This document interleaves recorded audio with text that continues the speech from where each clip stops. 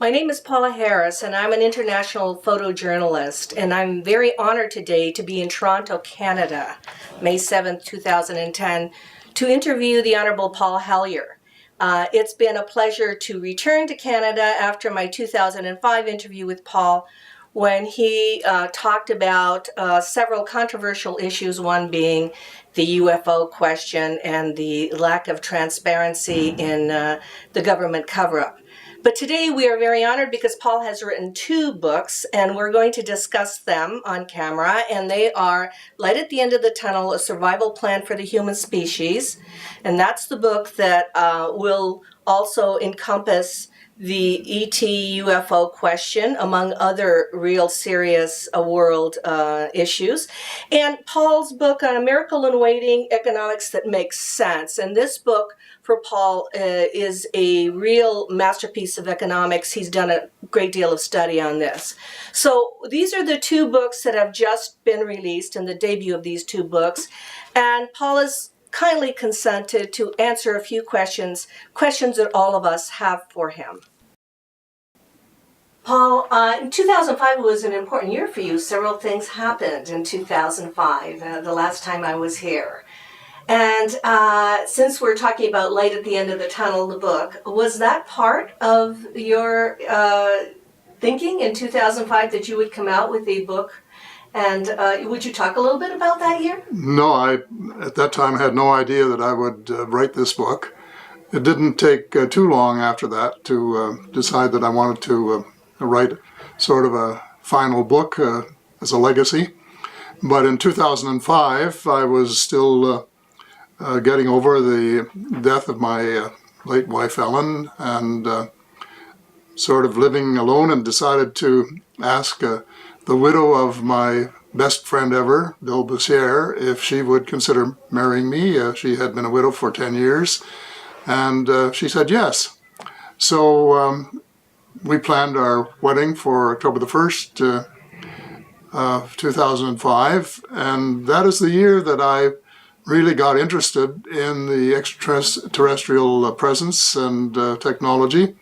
Really for the first time. I had been Minister of National Defense in Canada and had received reports on sightings, which said this one was a natural phenomenon, this one's was not explained, but never really been into it. But that year, I read Colonel Corso's book, A Day After Roswell, and came to the conclusion that it was real and that this was an important issue. And so I made a statement at an Exopolitics Symposium at the University of Toronto, and said UFOs are as real as the planes flying over your head, and that it's time that the United States government started coming clean on what it's all about, because there are very important military and economic issues that have to be addressed. And how can you address a question which relates to a subject that people don't even won't admit exists?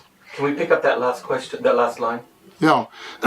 How can you discuss a question which the United States government doesn't officially recognize as being on the radar? You told me also in an informal conversation that you thought this was going to be a one-shot deal. You thought you were just going to appear, I think it was the University of Toronto, and ask the important questions that you asked and make the important statements that you made, and then all at once, 5 years later, we're still, is it intriguing you? Is this why? Well, I had no idea.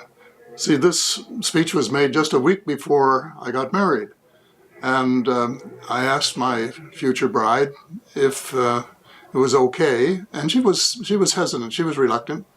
But I said, well, this will just be a one-off shot. I'd want to get this out in the open for discussion.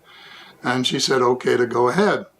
Well, little did I dream where it was going to lead, because, of course, after I was public, then people wanted to talk to me, and I wanted to do some research. I had been saying that I was just in the kindergarten of UFO knowledge in 2005. I'm probably in grade 5 or 6 now, after doing a lot of research in the intervening 5 years, and I have read many, many books, and I now know more about the subject than majority of people, and I felt when I thought of writing another book as a legacy that I should include a chapter, a primer really, on the subject of the extraterrestrial presence and technology, and also to make a plea for full disclosure, because the implications of what has been going on secretly in the last 50 or 60 years are really profound, and most people haven't any idea how important the revelations could be to their future as a species. Paul, you said you became very interested in the question because of policy issues and sociological issues, and your book, Light at the End of the Tunnel, A Survival Plan for the Human Species, has actual first-hand information because you spoke to quite a few people. Some of the people that you spoke to are people like Travis Walton, Fire in the Sky, Colonel Halt from the Bentwaters case in England, Nick Pope, who worked for the Ministry of Defense in England, Dr. Edgar Mitchell, Apollo 14 astronaut Shirley MacLaine, and several other people who are first-hand sources for the whole UFO question. It isn't just that you read the books. Would you tell me, while you were speaking to all these people, what was going on in your mind and which person you found the most, not shocking, but the most impressive of all your research? Well, when you use the word impressive, they were all impressive.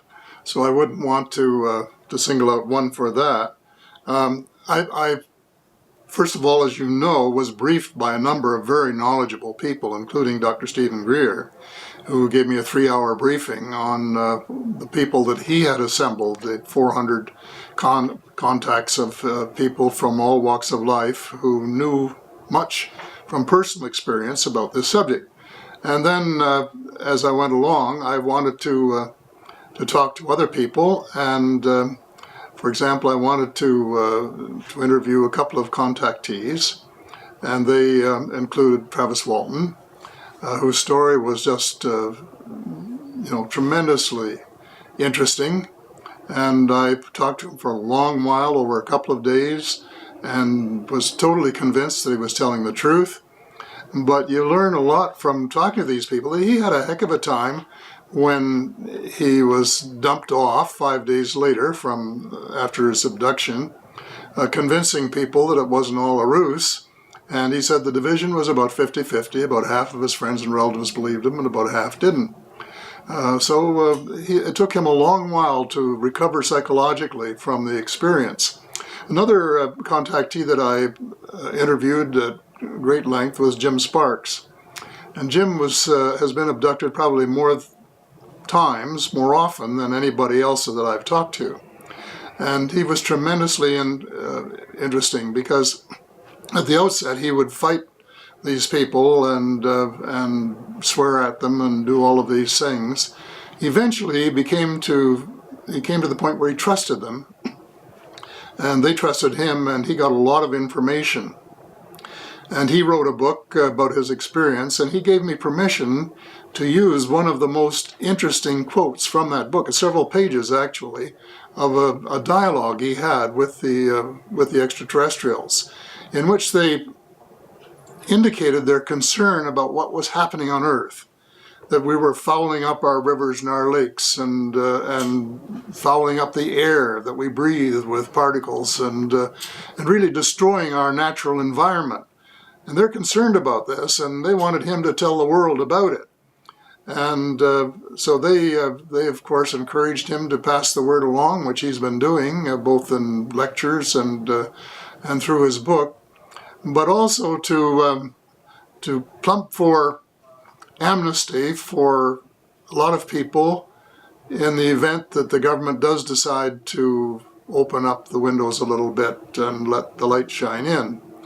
And the reason for that was because some of the people involved in what they call the black operations, the reverse engineering of the technology that came from the crashes and other contact with the extraterrestrials, is so interesting and so secret that certain elements of the United States government wanted to keep it secret even from their political leaders. And they've been working underground for years and years and years, and heaven only knows what they've accomplished, but in my opinion, it would be a very great deal. And certainly one of the things that I want to know is whether, in fact, they have developed exotic fuels like zero-point energy and cold fusion, as some people who have worked there have indicated that they have, because this is the way that we could transform our world in a time frame of maybe 10 years or so, and save it from global warming. And of course, the other thing I say in the book is that even if that is not true, that the extraterrestrials would give us that technology if we asked them to, because they want us to save our world as a habitable place for ourselves and for their visits. These are some very incredible witnesses, and Stephen Greer, you mentioned the Disclosure Project of 2009, where he has military people, apart from military intelligence people who are involved. So this is a real cover-up. It's not something we're inventing, and it's very complicated, Paul, isn't it? Because the United States government still has not admitted that Roswell was real. We're still at a mogul balloon with crash test dummies. You know, they're still maintaining the fantasy that it was a balloon, and it's, and so many people know that that's a lie. Okay, can I cut here? If you have to kind of repeat the information in her question, otherwise people don't know you're talking about Roswell.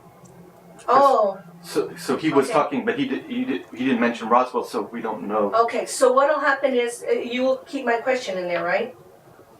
If you want, but I have the mic on him. I'm picking it up, but it's we can do it however you want. Okay, just say in the Roswell incident, you're correct. Okay, camera's rolling. In the case of the Roswell crash, for example, they still claim that it didn't happen. But there were witnesses of all kinds who say it did. And the cover-up was in fact a lie, and that's what I call it in my book. And they started working on reverse engineering immediately after that, and had some of the best brains in the United States working on it, and have had ever since. So the distance they have come in 60 years or more is I'm sure, incredible, and that they have developed probably spaceships, and they have probably developed exotic fuels, and there are all sorts of things that the United States people and the people of the world have a right to know about. And that's the reason that we should never give up until there is full disclosure. But this has to be done by Congress. This has to be done by the people who have been funding them without knowing what they were funding. Because it's not something that one person would want to undertake on their own, say the president, for example, because I think it's just too dangerous. But then once they decide to go this route, they should grant an amnesty, as Jim Sparks suggested after talking to the extraterrestrials, so that people will be able to talk honestly under oath and not fear the consequences if they have committed some sort of major or minor crime in the course of their careers. Now, the Edgar Mitchell, Apollo 14 astronaut, has gone before the Washington Press Club and said Roswell was real, that he was briefed, plus the fact that we had the 2001 Disclosure Project in Washington, D.C., all those witnesses that Stephen Greer brought together. We couldn't have more witnesses. What do you think is the blockage for full disclosure? And because other countries have come out with the fact that there is a UFO presence and that there are documents and there are sightings, other countries have done it. What do you think is the blockage? Well, the blockage, I think, is really a desire on the part of a very small group in the United States to keep a lot of secrets to themselves and not to share them with either other people in their own country or with the world. And why they're doing this, whether there's a financial advantage to the United States or financial advantage to the oil industry, for example, of keeping the existence of exotic fuels a secret, I can't say for sure. But I'm pretty sure that there's somebody that's benefiting or think that they're benefiting from the power or the advantage, monetary advantage, of maintaining this exclusive little club that they've got, which knows a lot of things that the rest of us don't know. Do you look at the whole extraterrestrial question as a benign question? Because people that are in the know are in two camps, good and bad, or evil and good extraterrestrial presence. How do you look at it? Is it not so that if it were not benign in some way, they may have done something to us long ago when we invented the atom bomb? Or? Yeah, I think they're benign, but there are, as you well know, several species that we know about. And of course, the United States government sometimes has told people that there's one species that is not, but they never say who it is or which one, and consequently there's no way of checking it out without this kind of disclosure that we're demanding, because they may just be putting us on as an excuse for spending hundreds of billions of dollars to arm Earth against the extraterrestrials. And this is, I think, something that bothers me a lot or concerns me. Tell me, so many people in the know, like astronauts, military people, you as ex-Minister of Defense, want to address this question, and even the Vatican has come forth and made the statement that the ET is our brother and sister. How do you think that we can approach this with the general public so that there is no panic and no pressure and no change in the status quo? Or do you think there will be a change in the status quo? I think the public is prepared to accept it. Certainly if it is revealed in layers and not all in one fell swoop, because it takes getting used to. I went through this too. You start out knowing a little bit and saying, well, this is fine, and these people are benign, and they've got a lot to teach us. And one of the things that comes through loud and clear from all the research that I've done, that they are in fact more spiritual than we are, that we're less spiritually advanced than they are. And so we should look at them not as enemy, but as brothers and sisters, and try and work with them for our own benefit and theirs as well. But I think, you've have talked to a lot of people who realize that at some stage this UFO file was turned over to industry. And the U.S. government lost control of it. And ever since then, and it's a long time back, it goes right back to Eisenhower's day, and this was the reason he was so concerned about the military-industrial complex. He said that we should beware of them and keep an eye on them, because they would do things that were in their interests and not necessarily in our interests. And this, I believe, is exactly what has happened. That a small group of people benefit from this aura of fear. And you know Dr. Carol Rosin, as I do, and she worked with Werner von Braun for some time. And he kept warning her after he sort of mellowed that this industrial military complex had to have an enemy in order to justify such huge military expenditures when people are starving all over the world and dying from lack of medical care and so on. And he said first it will be the communists, and they had a good run at the communists. And then he said it will be the terrorists, and now they're having a good run at the terrorists.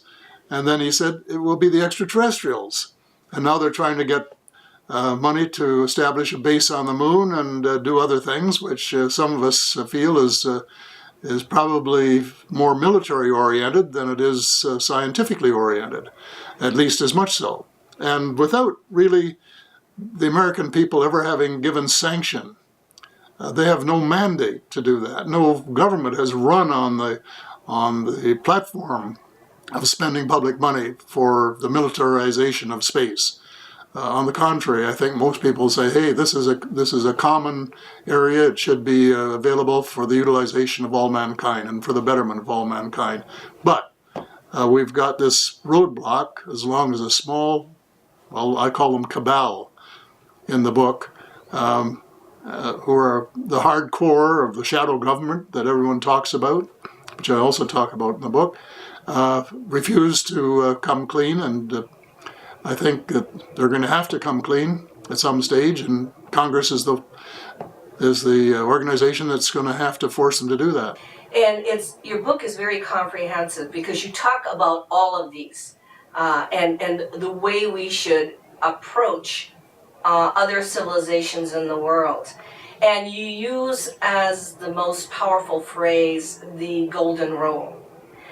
Can you give us some ideas how we can change our worldview so that we are not a warring species killing each other, we are not judgmental over people that do not look like us or live like us? Can you imagine if it were aliens? And how can you give us some ideas how this can be accomplished? Because I know this is your passion. Well, I think we live in an unhappy world where many things are going wrong, and I start my book out by saying I think we have about 10 years to turn around and convert from fossil fuels to a new exotic energy or energies, not the 30 or 40 years that all the politicians are talking about, because that, in my opinion, will probably be too late. And the global warming will proceed to the point where some countries are devastated, like Bangladesh, for example, which could wind up underwater, and many of the Pacific Islands, and maybe eventually Manhattan, who knows. And so we're headed hell-bent for our own destruction if we don't change. And yet you go back and read history, and I have a section on this, of almost every major religion at some stage has taken on some other major religion and attempted to kill them off, or some of them, while at the same time proclaiming in their basic rules that they believe in treating other people the way they would want to be treated. And yet in action, they do just the opposite. And I'm calling for a year of forgiveness, where all of the people who have fought others over the last 2,000 years or more forgive whoever did it, and it's two ways in almost every case, and then start cooperating in building the kingdom of God, which I define as a world where everybody has enough to eat, and some clean water to drink, and a roof over their head, and enough clothes to be decent, and sufficient access to education to give them a reasonable opportunity to be able to use their skills creatively. And this would produce really the kind of world that we all talk about and dream about and hope about, but do very little about. And it's interesting, if you want to go back to the UFO thing for a minute, that one of the early Canadian pioneers in this field, Wilbur Smith, who had access to information from the star visitors, as some of us like to call them, said that we've reached the stage, and certainly he got this from them, where we have to choose between good and evil.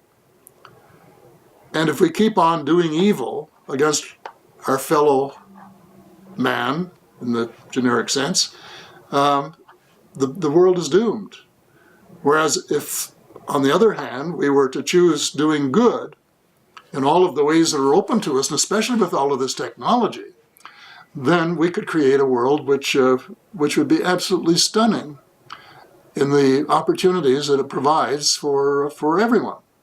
So this is the point that we're at, and I think the extraterrestrials are very, very interested in which way we go, whether we go forward, which I would say was the way of cooperation, or whether we just keep on saying, well, my power or my wish to be president of this country or to be the dictator of this country or whatever is such and so strong, and I have such a reason for it that I'll be glad to use armed forces to kill my enemies and lock them up if they get too powerful, and so on. In other words, the things that we've been doing and are still continuing to do in many parts of the world.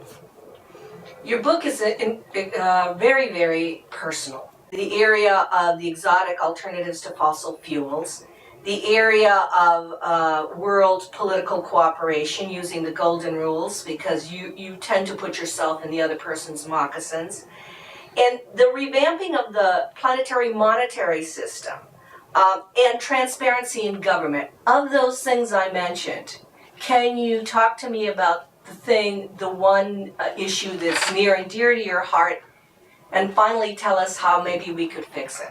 Well, the issue that is most urgent at the moment is changing the world monetary system, the banking system. And this is a long story, and I know you don't want to spend a lot of time on it, but it is critically important. The banking system that we have is, to put it bluntly, legalized fraud, to put it in bold terms. And we have to change it for the benefit of all. There are many things in my book that you will know from having read it, where I talk about the world being run by a very small group of elite people who are immensely wealthy and who want to stay that way. They want to have the stranglehold on the resources and the wealth of the world. And so they have introduced globalization, which really hasn't benefited anybody except them in a tangible way. And they want to keep a banking system which has brought more than 25 recessions and depressions in the United States in the last 120 years. And now, after one of the most serious meltdowns, well, the most serious meltdown since the Great Depression, they're pretending that they're fixing the system when they're not. It's just a pretense. And they're pretending to slap the hands of the bankers who are responsible for it, and it is just a tap in the hand. It's like finding a prostitute $20 for being on the street, knowing that she's going to go back out the next night and earn more than that. And the banks are doing exactly the same thing. They're just laughing all the way to their balls. So this is a profound area. Maybe it might be interesting if I could just go through a bit of the history in maybe 3 or 4 minutes or 5. I just go back to the time when King William was fighting a war and ran out of money. Somebody said, well, one way to get some more money is to start a bank. So he got the rich people of England to subscribe £1,200,000 in gold and silver and lend it all to the government at 8%, which is a pretty high interest rate for a government guaranteed loan. But that's the way things go. And then to show their gratitude, the government allowed the bank to print another £1,200,000 in banknotes and lend it to their friends at high interest rates. So in other words, they were allowed to lend the same money twice. Well then, over the years, through the greed of the bankers and the cooperation, use a polite word, of politicians, that ratio has increased dramatically. In the early years of the 20th century, the federal banks in the United States had to have a gold reserve of 25%, which meant that they could lend the same money 4 times. In my early years in Canada, they had to have a cash reserve of 8%, which meant they could lend the same money 12.5 times. And today, with this new system of capital adequacy, which isn't really adequacy at all, it should be capital inadequacy, they are lending the same money 20 times and collecting interest on it each time. Now that is just legalized fraud. And the fact that a tiny minority of rich people can get away with it, I think, is a disgrace. So I've been saying we have to reduce that ratio of 20 to 1 to, say, 3 to 1, and reduce the amount of the proportion of money that banks create from nearly a monopoly to, I'm suggesting, 2/3, so that governments who own the patent on behalf of the people can print 1/3 of the money, 34% is the figure that I use in the book, and use that to balance their budgets and pay for health care and pay for the transition from an oil economy to something that would save the world from global warming, and do other things that are essential, like providing basic food and shelter for people all over the world and giving the poor people a bit of a break. So this is what's got to happen. And I hope it happens sooner rather than later, because if it doesn't, then what is going to happen is that we'll go for another 5 or 10 or 15 years and have another meltdown. And a few more million people will lose their jobs and their houses and their businesses. And the thing goes on and on until somebody really does something about it. And it's going to take a lot of guts to stand up to the banking industry, because they're a tough bunch and they would spend billions to keep this from happening. But at the same time, it would be the greatest service to mankind that any leader or group of leaders could do. And I just hope and pray that they will get at it, try and understand how the system works, which very few people do, but which you can learn in a few hours, and then make the change and give the world a break. You have said in the beginning of the book that we are hell-bent on destruction, and you have also delineated a lot of the crisis in the planet, including the UFO cover-up and the economic problem and the spiritual problem that we do not accept each other and are still warring about this. If you were to give a message to the young people, a legacy that you wanted to leave, something that would help them change the status quo and enter this new world as you and I look at it, what would be your advice on a very basic level? My advice to the young people of the world would be, it has to start with individuals. I used to describe this sort of thing like a beach. If the majority of the grains of sand on the beach are clean, it will look beautiful, golden, and be very hospitable. If the majority are covered with oil slick, dirty, or translated into the wider problem, evil, or uncaring or self-centered, then you have a dirty beach, which is very unattractive. And that is much of what's going on in the world today. We have very little personal integrity. Every time you pick up a paper, somebody's ripping off somebody. The government officials are ripping off the people, or some people are trying to rip off the government by not paying their taxes or something to show that they're going in the opposite way to what we have to go.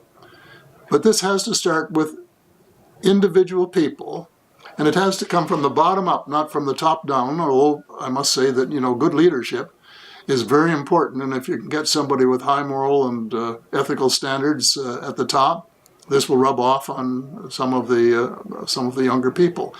But basically, the young people have to change the world one at a time, individually, and try to make their motto to leave the world in a little better place than when they found it. And if everyone does that, they'll plant a tree or two, or pick up a can or two, or do whatever is necessary, donate $1 or $2 for somebody else that's in worse situation than they are. And then, if enough people do that, they will then put the political pressure on the leaders to make the macro changes that are essential to change the monetary system and to stop global warming and to do the other things that have to be done to, in effect, save the world.